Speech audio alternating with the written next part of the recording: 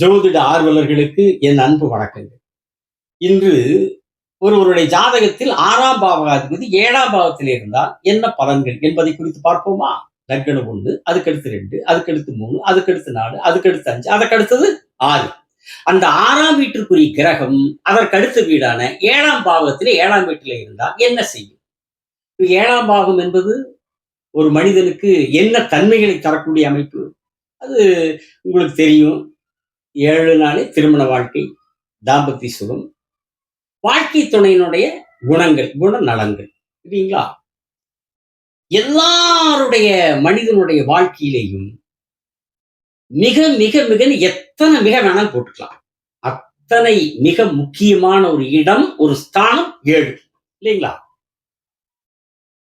அந்த 7ஆம் இடம் அப்படிங்கிறதான் ஆணா இருந்தாலும் சரி, பெண்ணா இருந்தாலும் சரி, தனக்காக வாழுகிற வாழ்க்கை என்கிற ஒரு வாழ்க்கையை முடிவுக்கு கொண்டு வரக்கூடிய இடம், ஸ்தானம் அந்த 7ஆம் இடம். தன்னுடைய எண்ணங்கள், தனக்கான எண்ணங்கள், தனக்கான சிந்தனைகள், தனக்கான தேவைகள், இவைகளை எல்லாம் முடிவுக்கு கொண்டு வரக்கூடிய இடம், முற்றுப்பெற செய்யக்கூடிய இடம் இந்த 7ஆம் இடம், இல்லைங்களா? திருமணம் அப்படின்னு ஒரு நாள் குறிச்சு அந்த நாள் அன்னைக்கு திருமண வைபவம் நடந்த அடுத்த நொடியில் இருந்து தனக்கான வாழ்க்கையினுடைய கதவுகள் மூடப்படுகிறது. அந்த எண்ணங்கள் நிறைவடைகிறது. அந்த சிந்தனைகள் நம்மிடத்திலிருந்து விடைபெற்றுக் கொள்கிறது. நம்முடைய இதயத்தில் என்ன குடியேறுகிறது? இனி தனக்கான எண்ணங்களோ, சிந்தனைகளோ, தேவைகளோ அல்ல. தன்னுடைய வாழ்க்கை துணையான பெண்ணாக இருந்தால் கணவனுக்கான வாழ்க்கை, கணவனுடைய தேவைகள், கணவனுடைய நலன்கள். ஆணாக இருந்தால் மனைவிக்கான வாழ்க்கை, மனைவியினுடைய தேவைகள், மனைவியினுடைய நலன்கள். இப்படி தனக்கான சிந்தனைகள் முடிவு பெற்று தன்னுடைய துணைக்கான எண்ணங்கள், சிந்தனைகள் மேலோங்கி அவர்களுக்கான வாழ்க்கை என்கிற வாழ்க்கை அந்த 7ஆம் இடம் அமைத்துக் கொடுத்து விடுகிறது, இல்லைங்களா? அதுதான் திருமண வாழ்க்கை. கொஞ்ச நாள் அப்புறம் பார்த்தா குழந்தைகளுக்காக, அவர்களுடைய எதிர்காலத்திற்காக, தன்னுடைய உணவை பற்றி கூட யோசிக்காமல், தன்னுடைய எந்த விதமான உடைகளை, தன்னுடைய போடுற துணி, சோறு, எதை பத்தி யோசிக்காம தன்னுடைய சந்ததிகளாக கடவுள் தந்திருக்கிற அந்த குழந்தைகளுக்கான வாழ்க்கை தான் நம்முடைய வாழ்க்கை என்று தீர்மானித்து வாழுகிற ஒரு தியாக வாழ்க்கை. ஆணாக இருந்தாலும் பெண்ணாக இருந்தாலும் தந்தையாக்கி தாயாக்கி அந்த 7ஆம் இடம் அவர்களுக்கு அப்படிப்பட்ட வாழ்க்கை அமைத்து விடுகிறது, இல்லைங்களா? அதுதான்.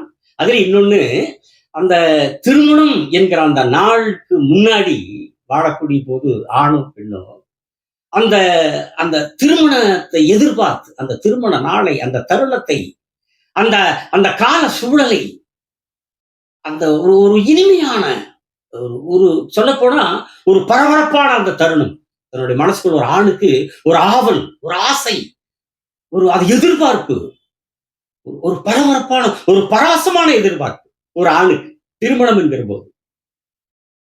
துடிப்பான ஒரு மனசுக்குள்ள ஒரு ஆசையினுடைய துடிப்புகள், பரவசனுடைய துடிப்புகள், ஆவலனுடைய அந்த துடிப்புகள் நிறைந்த இதயமாக அந்த ஆணுடைய இதயம். அப்ப ஆம்பளைக்கு மட்டும்தான் அந்த ஆசையினுடைய எதிர்பார்ப்பு, பரவசமான துடிப்பு, ஆவல் எல்லாம் பொம்பளைக்கு இருக்காதான் அப்படின்னு கேட்கிறீங்களா? பெண்ணுக்கும் இருக்கு.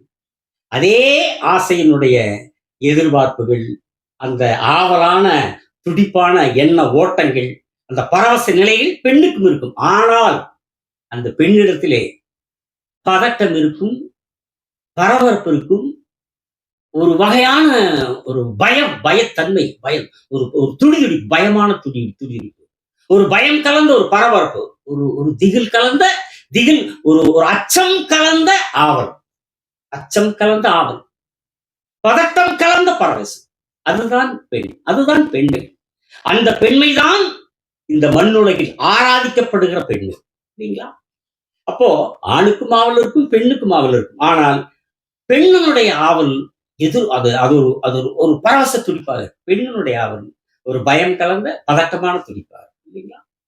அப்ப அந்த திருமணம் என்கிற தருணத்திற்கு பின்னால் ஒருவர் இன்னொருவருக்காக வாழக்கூடிய அமைப்பை அந்த 7ஆம் இடம் அமைச்சு கொடுத்துருது. அதுக்கப்புறம் குழந்தைகளுக்காக வாழக்கூடிய வாழ்க்கை அமைத்து தந்து விடுகிறது இல்லைங்களா? அப்படிப்பட்ட 7ஆம் இடம் மிக மிக இந்த சமூகத்தில் அடுத்த சந்ததிகளை, வம்சத்தை படைக்கக்கூடிய அமைப்பை ஆண்டவன் 7ல வச்சிருக்கிறான்.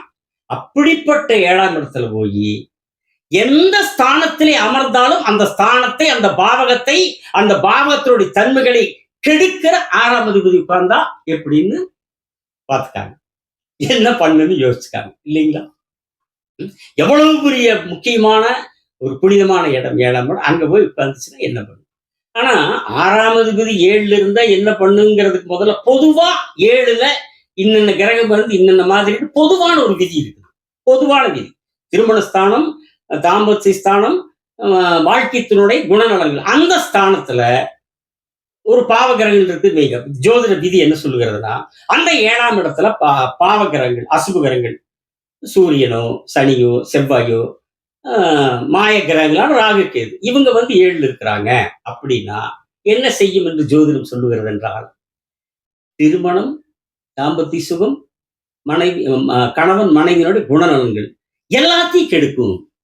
திருமணத்தை தடை செய்யும், நடந்த திருமணத்திற்குள் பிரச்சனைகளை தரும், கணவன் மனைவி பிரிவை கூட ஏற்படுத்தலாம், தாம்பத்தியத்திலே பிரச்சனை ஏற்படுத்தலாம், குணநலன்களை பாதிக்கலாம். கெட்ட கிரகம் இருக்கும்போது இந்த மாதிரி கெட்ட பலன் அப்படின்னு ஜோதிடம் சொல்லுது. சரிங்களா?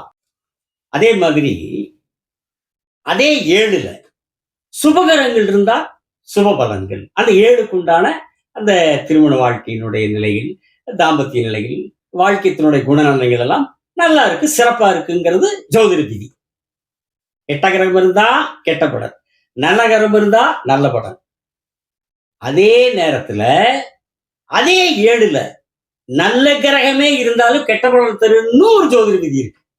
நல்ல பலன் நல்ல கிரகம் என்றார். சனி, ராகு, சூரியன், செவ்வாய் போன்ற அசுப கிரகங்கள் இருந்தால் மட்டுமல்ல, சுபகிரகம் இருந்தாலும் அசுப பலனை தரும்னு ஒரு ஜோதிட விதி இருக்கு. இதுதான் ஜோதிடத்திற்குள்ளே புதைந்து கிடக்கிற ரகசியங்கள், விந்தைகள், ஆச்சரியங்கள், அதிசயங்கள். சுக்கிரன் 7ல் இருந்தா முழுமையான சுபகிரகம், முழுமையான சுபகிரகம் எடுப்பார். அவர் தான் எல்லாத்துக்குமே காரணம். சுக்கிரன் தான் 7க்கு உண்டான அதிபதி, நாயகன், சகலலோக நாயகன் சிவபெருமானை சொல்றோம்ல, அந்த மாதிரி 7னுடைய மொத்த நாயகன் சுக்கிரன் தான். சுக்கிரன் தான். அவரு நினைச்சாத்தான், அவர் மனசு வச்சாத்தான் கல்யாணமே நடக்கும். அது யாருக்கு இருந்தாலும் ஆணோ பெண்ணோ, அவர் மனசு வச்சாதான் கல்யாணம் நடக்கும். அவருடைய கடைக்கண் பார்வை பட்டால் தான் வம்ச விருத்திக்கான தாம்பத்தியம் நடக்கும். இல்லைன்னா இல்ல. சுக்கிரன் மனசு வச்சு சுக்கிரன் கடைக்கண் காட்டினாத்தான். ஆனால் அதே சுக்கிரன் அதே 7ல இருந்தா அதை எல்லாத்தையும் கெடுப்பார்னு ஜோதிட விதி சொல்லுது. இன்னொரு விதி இருக்குது ஜோதிடத்தில். ஒண்ணு திருமணம் நடக்காம போய், அல்லது நடந்து பிரிவு ஏற்படும், அல்லது தாம்பத்தியத்தை கடுமையாக பாதிக்கும், அல்லது ஒழுக்கமற்ற, ஒழுக்கமின்மையான தாம்பத்திய நிலையில, அல்லது காதல் திருமணம் நடக்கும், அதுல பிரச்சனைகள் வரும். இப்படி 7க்கு உண்டானவர் 7லே இருந்தால், சுக்கிரனான அந்த அதிபதி 7ல் இருந்தால், அசுபகிரகம் தரக்கூடிய பலன் அப்படியே சுபகிரகம் தருங்கிறது ஜோதிட விதி. காரகர் காரகத்திலே அமர்ந்தால் காரகோபாவ நாஸ்தி என்று, காரகோபாவ நாஸ்தி என்று ஜோதிட விதி சொல்லுவது. அப்போ அசுபகிரகங்கள் இருந்தால் இந்த நிலை பொதுவான பலன். இது அசுபகிரகங்கள் இருந்தால் அந்த 7ஆம் பாவத்தினுடைய தன்மைகளை கெடுக்கும், சுபகிரகங்கள் இருந்தால் நல்ல தன்மைகளை கொடுக்கும். ஆனால் சுக்கிரன் 7ல் இருக்கக்கூடாது இல்லைங்களா? சரி, அப்போ 6க்கு அதிபதியாகி 7ல போய் இருந்தா எப்படிப்பட்ட பலன்னு பார்த்துக்காங்க. எல்லா கிரகம் சேர்ந்து கெடுக்கும். இங்க சுக்கிரன் அசுப கிரகம் மட்டுமல்ல, அது குருவும் கெடுப்பாரு, புதனும் கெடுப்பாரு, வளர்வரை சந்திரன் அவரும் கெடுப்பார். 6 ஆதிபத்தியம் 7 உட்கார்கிற போது கடுமையான திருமண தோஷம், கடுமையான திருமண தோஷம், திருமண தடை, திருமண பிரிவு. ஏன்? கள்ளத்தொடர்பு, வாழ்க்கை துணைக்கு தெரியாத தொடர்புகளும் ஏற்படும். இந்த 6 போய் 7 உட்கார்ந்தா அந்த 7 கெடுத்து குட்டிச்சுவராக்க வேலை பார்க்காது. அந்த வேலை கொடுக்கும், நல்ல வேலை கொடுக்கும். ஆனா வேலையை ஒரு மனுஷனுக்கு கொடுத்துட்டு அது என்ன பண்ணு, அந்த மனுஷனுடைய மற்ற எல்லாத்தையும் மொத்தத்தை கெடுக்கிற வேலை பார்த்துட்டு இருக்கு. மொத்தத்தையும் கெடுக்கிற வேலை பார்த்துட்டு பாலியல் நோய் வரும். 6 நோய் இல்லைங்களா? 7 12 ராசி கட்டங்களும் 12 பாவங்களும் ஒரு மனிதனுடைய உடலில் ஒவ்வொரு உறுப்புகளை குறிக்கும். இப்ப லக்கணத்திலிருந்து 12 வரைக்கும். லக்கணத்தால 12ஆம் இடம் கால், பாதம். அது மாதிரி 7ஆம் இடம் என்பது பிறப்புறுப்பை குறிக்கிற இடம். அப்ப அந்த 6ஆம் அதிபதி நோயை தருகிற அந்த கிரகம் போய் 7 உட்காருகிற போது பிறப்புறுப்பில் பாலியல் ரீதியான வியாதியை கொடுக்குது. இல்லைங்களா? அப் அந்த 6ஆம் அதிபதி நோய்க்காரகர் போய் உட்கார்ந்துகிற போது அந்த மாதிரி நோயை கொடுக்கும், கோளாறை கொடுக்கும். அவை போக இந்த 6 போய் 7 உட்கார்றதுனால தவறான ஒழுக்கமற்ற தொடர்புகளாலும் பாலியல் நோய்கள் ஏற்படும். ஒழுக்கமற்ற தொடர்புகள். அப்ப அந்த மாதிரி ஒழுக்கமற்ற தொடர்புகள் மூலமா பாலியல் நோய் யாருக்கு வரும்னா ஆண்களுக்கு தான் பெரும்பாலும் வரும். ஏன்னா பாலியல் தொழில் பண்றவங்க பெண்கள் தானே பண்றாங்க இல்லைங்களா? அப்ப பெண்கள் அந்த மாதிரி பெண்கள் கிட்ட தொடர்பு வைக்கிற ஆண்களுக்கு அந்த பாலியல் நோய்கள் வரும். 6வது 7 இருக்கிற போது அப்படி தொடர்பு வைப்பாங்க. வச்சா அப்படி வரும். பெண்களுக்கு அப்ப ஆம்பளைக்கு ஒரு பொம்பளைக்கு வராதானா அந்த ஆண்கள் மூலமாக பெண்களுக்கு வரலாம். இவங்க அந்த மாதிரி தப்பா நடந்து போறாங்க. அப்படிப்பட்ட ஆண்களோடு குடும்பத்தில் இருக்கிறவங்க மற்ற யாராவது பெண்கள் தொடர்பு வச்சா அவங்களுக்கு வரும். அப்படி 6வது 7ல இருக்கிற போது திருமணத்தில் பிரச்சனைகள், திருமண வாழ்க்கை, திருமணம் நடக்கிறதே தடைகள் ஏற்படுத்தும். மாப்பிள்ளை பிடிச்சா பொண்ணுக்கு பிடிக்காது, பொண்ணுக்கு பிடிச்சா மாப்பிள்ளைக்கு பிடிக்காது. 2 பேருக்கு பிடிச்சுன்னா பொண்ணுடைய வீட்டுல அவங்க அம்மா அப்பாவுக்கு பிடிக்காது, சொந்தக்காரங்களுக்கு பிடிக்காது. மாப்பிள்ளைக்கு பிடிச்சிருச்சுன்னு வைங்க, அவங்க வீட்டுல இருக்க அவங்களுக்கு யாராவது அவங்க மாப்பிள்ளையுடைய அப்பன் அம்மா சொந்தக்கார இவங்களுக்கு பிடிக்காது. அல்லது எல்லாத்துக்கும் பிடிச்சிருச்சு, நியாயம் பேசும்போது நகரத்துல சண்டை வந்துரு. அது மாதிரிலாம் ஓகே ஆயிடுச்சு. கல்யாணத்தை எங்க வச்சுக்கிறது, எங்க ஊர்ல வைக்கிறது, உங்க ஊர்ல வைக்கிறதாங்கிறது பிரச்சனை. எல்லாம் ஓகே ஆயிடுச்சு, இந்த மண்டபத்துல தான் வைக்கணும் அப்படிங்கிறது பிரச்சனை.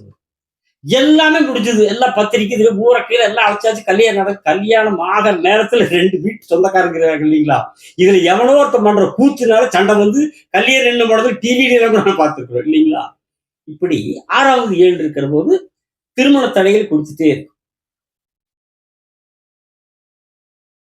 அந்த 7ஆம் இடம் வந்து நண்பர்களையும் குறிக்கிற இடம். நண்பர்களும் பகையாவார்கள், கூட்டாளிகளை குறிக்கிறார். கூட்டாளிகளும் பகையாவார்கள். கூட்டாளியா இருந்தாலும் சரி, சோட்டாளியா இருந்தாலும் சரி. ஏன்னா கொங்கு மண்டலத்துல சோட்டாளிங்கிறத நண்பனை வந்து சோட்டாளின்னு சொல்லுவாங்க கொங்கு மண்டல கிராமங்கள் எல்லாம். அதனால கூட்டாளியும் பகையாக்கும், சோட்டாளியும் பகையாக்கும். மொத்தத்தில் 6ஆம் பாகாதிபதி 7ல இருக்கிற போது ஒரு மனிதனுக்கு தரக்கூடிய ஆணோ பெண்ணோ அவர்களுடைய வாழ்க்கையில் மிகப்பெரிய ஒரு திருப்பத்தை ஏற்படுத்தக்கூடிய, ஒரு மறுமலர்ச்சி ஏற்படுத்தக்கூடிய, ஒரு மகோன்னதமான, ஒரு பூரணத்துவமான, ஒரு புனிதத்தன்மையான, ஒரு தாயையும் தந்தையும் ஆக்கக்கூடிய ஒரு அமைப்பை தரக்கூடிய அந்த 7லே போய் இந்த அசுப ஆதிபத்தியம் வாங்கின 6 உட்காருகிற போது அந்த 7ஆம் பாவத்தினுடைய தன்மைகளை எல்லாம் கெடுத்து குட்டிச்சு வராங்க. அதனால ஆண்டவனைத்தான் நம்ம வேண்டிக்கணும். ஆக்கம் அளவு இறுதி இல்லாய் அனைத்து உலகம் ஆக்குவாய், காப்பாய், அடிப்பாய், அருள் தருவாய், போக்குவாய், என்னை புகுவிப்பாய், நின் தொழும்பின் நாற்றத்தின் நேரியாய் நனியாய் நிறைவு இறைவனே சொல்றாரு மாணிக்கவாசர். நாற்றத்தின் நேரியாய் நனியாய் சேயாய் நனியானே மாற்றத்தின் மனங்கழிய நின்ற நிறைவு இறைவனேன்னு சொல்ற. அதாவது நீதான் உலகத்தை படைக்கிற, உலகத்தை ஆக்கிற, உலகத்தை அடிக்கிற, நீதான் அருளும் தருகிறாய், நீதான் எங்கும் நிறைந்திருக்கிறாய், தூரத்திலே இருக்கிறாய், அருகிலே இருக்கிறாய். தூரத்திலே இருப்பது நீதான், அருகிலே இருப்பது நீதான். மலரின் மனம் நீதான், பூவின் வாசம் நீதான். என்னை உன்னுடைய திருவடிகளின் புகழ்பாடவை ஆண்டவான்னு மாணிக்கவாசன் பெருமான் ஈசங்கிட்ட கேட்டார் அல்லவா? இப்படிப்பட்ட தோஷமுள்ள ஜாதகம் இருந்தால் ஈசனை வேண்டுங்கள். அவன் தன்னுடைய கடைக்கண் பார்வையை காட்டினான். எந்த கெட்டதும் நம்மை அண்டாமல் அணுகாமல் அந்த ஈசன் உங்களுக்கு துணையாக நிற்பான். 6ஆம் அதிபதி 7லே இருக்கிற ஜாதகர்கள் வேண்டுங்கள் உங்களை படைத்த இறைவனை. அந்த இறைவன் உங்கள் இதயத்திற்குள்ளே வந்து ஊடுருவி உங்களை நல்ல வாழ்க்கை வாழ வைப்பான் என்று கூறி 6ஆம் அதிபதி 7லே இருந்தால் இதுதான் முழுமையான பலன் என்பதற்கும் விதி இல்லை. இந்த விதி மாறதுக்கு உண்டான அமைப்பு இருக்கும். இப்ப அசுபகரங்கள் வந்து 7 இருந்தாங்கன்னா அசுப பலன் தர்றாங்கன்னா அதே அசுப கிரகத்தை ஒரு சுப கிரகம் குரு பார்க்கிறார், அப்படியே அந்த அசுப பலன் மாறி போய்விடும் அல்லவா, மாறிவிடும் அல்லவா. ஆகவே படைத்தவனை வேண்டுங்கள், இறைவன் இல்லை என்று சொல்லுவதில்லை என்று உங்களிடத்திலே அன்புடன் சொல்லி, சப்ஸ்கிரைப் செய்தவர்கள் நன்றி, சப்ஸ்கிரைப் செய்யாதவர்கள் செய்யுங்கள். அடுத்த காணொளியில் 6ஆம் பாவக அதிபதி 8ஆம் பாவத்தில் இருந்தால் என்ன பலன்கள் என்பதை குறித்து எனக்கு தெரிந்த ஜோதிட கருத்துக்களை உங்களோடு பேசுகிறேன். வணக்கம், நன்றி, விடைபெறுகிறேன்.